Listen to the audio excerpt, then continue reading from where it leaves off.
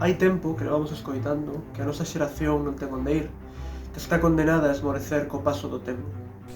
Os constantes titulares nos medios non paran de bombardearnos cada día con datos desesperantes que afondan no noso ánimo e que nos sacan as gañas de saír da cama para comernos o mundo.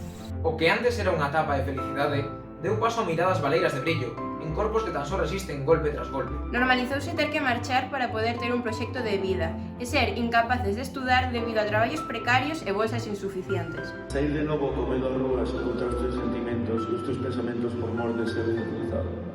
Ou que os sistemas sanitario e educativos públicos se afundan mentre se premian aos amigos privados. E a clase política, que di?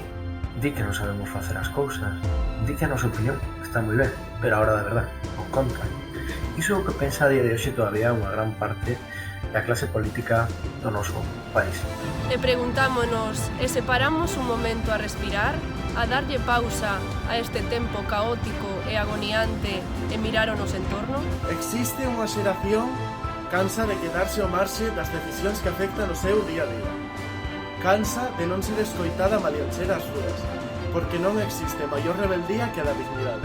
As Xuventudes Socialistas de Galicia asumimos o reto de representar a forza dun país que busca saltar e romper as barreiras que lle impiden avanzar. Crendo na investigación e nas universidades públicas, apostando por un novo modelo de infraestructuras e de emprego. Levando a igualdade como bandeira e lutando polo noso e polo público, lograremos unha nova resposta. O futuro ten moitas formas e debemos loitar pola mellor delas.